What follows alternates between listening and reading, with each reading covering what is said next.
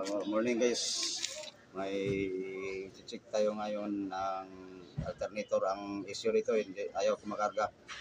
So L300 guys, check natin yung alternator. Tingnan natin kung ginagawa na to dati guys yung alternator niya. Tapos tingnan natin ngayon, troubleshooting natin yung alternator kasi kasama na sila yung battery, dala-dala na lang battery kasi palaging lubat yung alternator nila. Check natin guys.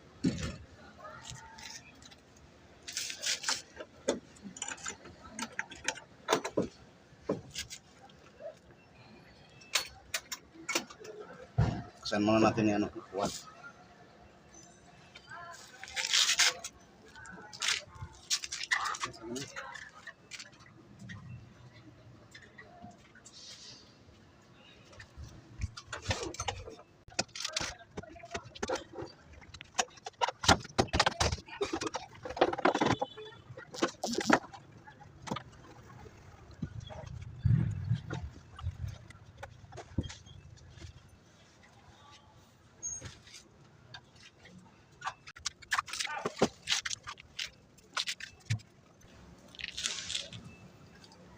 Converted na pala to guys. Nilagyan na lang ng yung voltage regulator guys. Ito.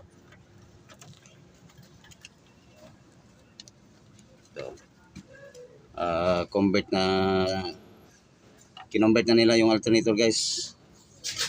Yung voltage regulator na yung nilagay nila.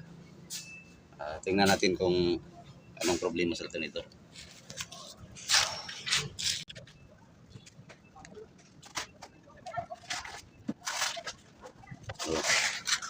Tanggalin natin yung alternator guys. Walang field na lumalabas.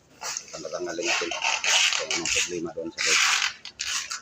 Tanggalin ko muna yung alternator guys.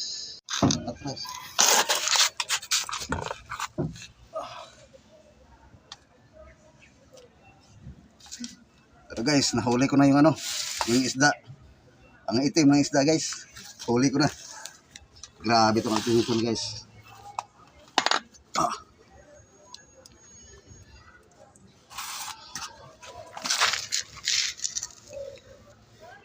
Grabing dumi sa alternator guys.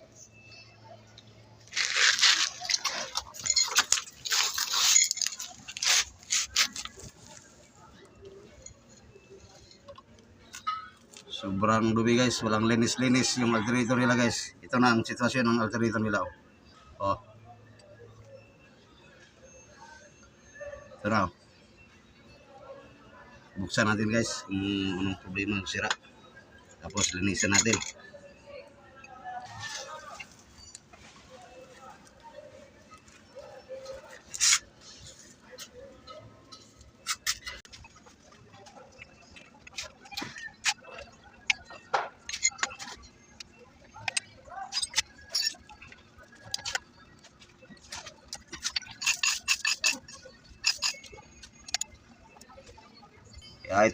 Ito ang mahirap guys kung walang alaga sa kanilang sasakyan guys. Ito na.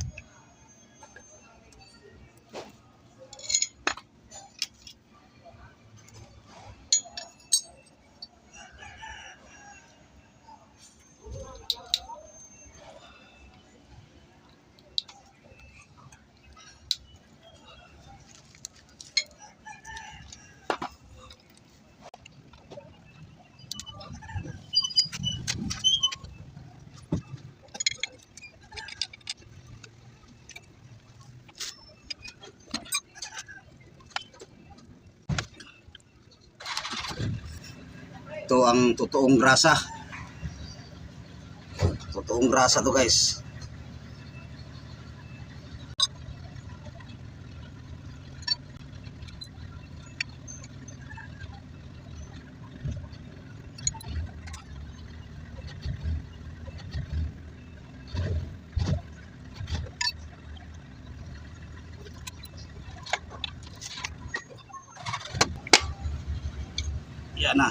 laman.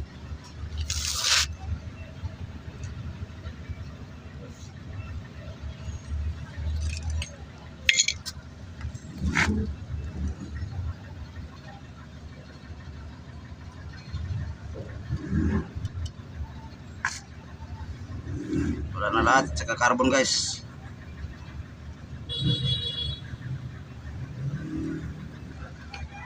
Ito ang laman oh.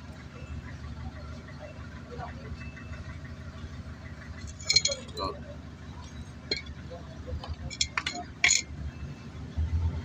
So linisan natin to guys. Tingnan natin kung pwede pa. Kasi kinonvert na nila to guys. Ito. Convert na.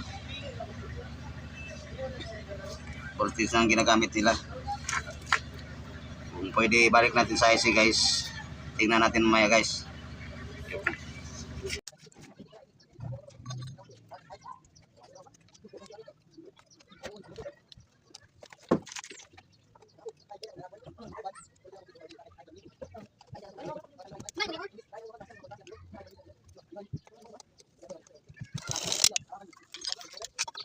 Grabing dumi. Wala nang IC. Pinondim na lang IC guys.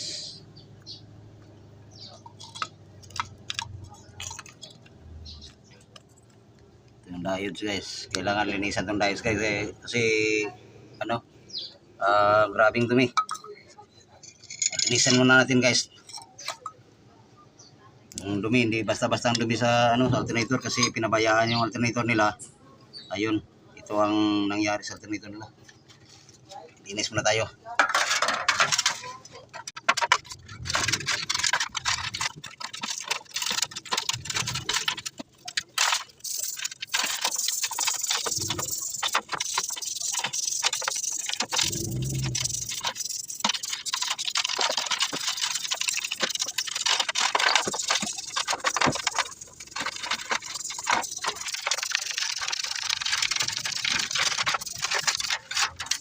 Like and share naman kayo doon guys.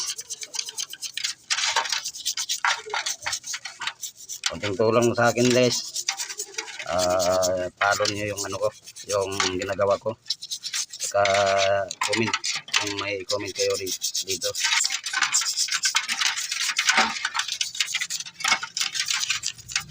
Para konting tulong guys. Ginawa natin ang alternator.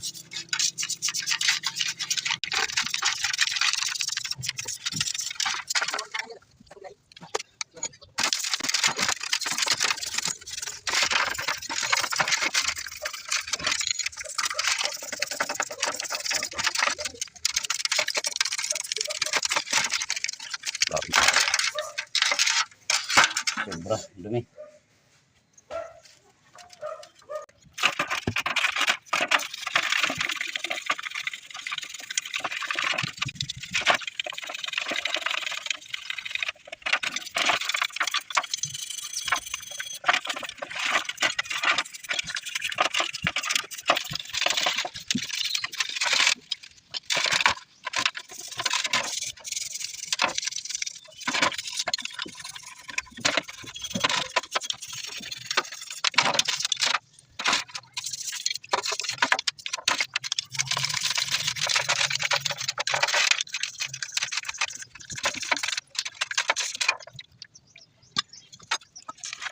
Hello guys, ayaw nang mayari na pagkambyuhan ng ano, IC.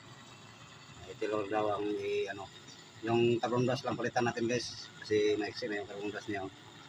So, itong carbon brush palit natin. So guys, carbon brush lang kasi ayaw nang mayari na ibalik sa IC. Yan lang daw ang voltage regulator ang gagamitin natin guys. Yung doon. Palitan lang natin ng carbon brush kasi check ko yung mga diodes, okay may mga diodes. Saka ito lang ang isa ulit natin ito.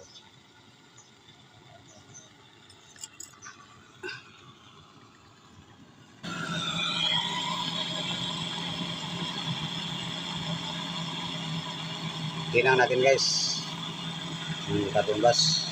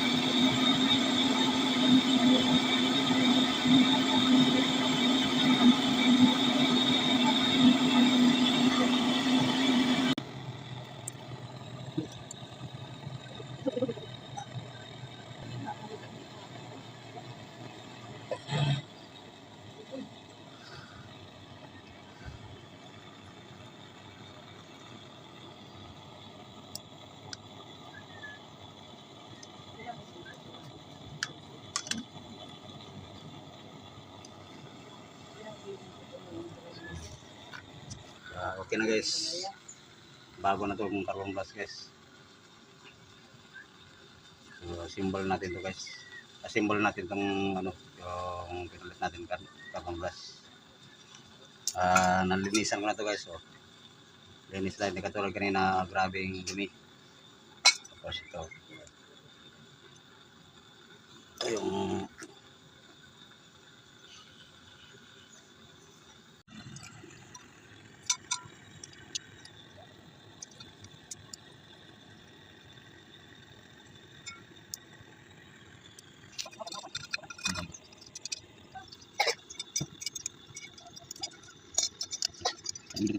Bisa dulu.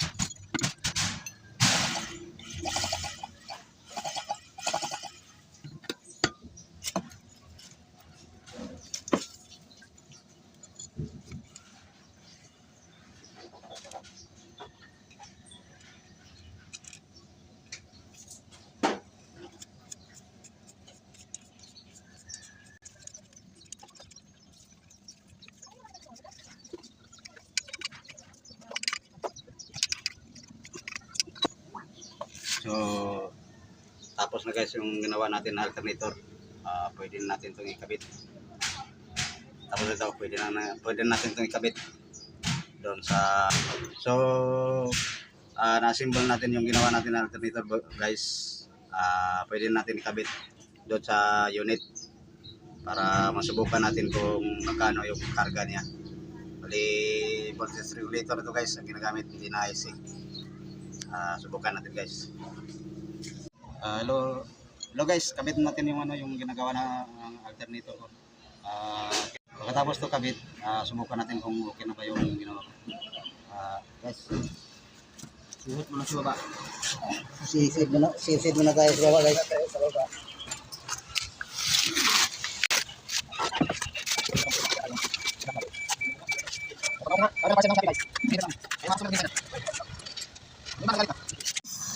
Guys, nakabit natin yung yung alternator. Subukan natin i-start.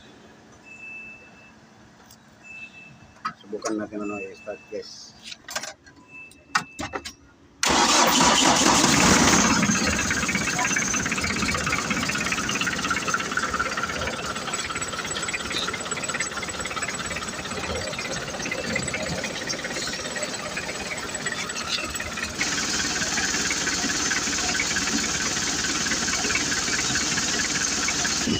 Ito guys, kumakarga na guys.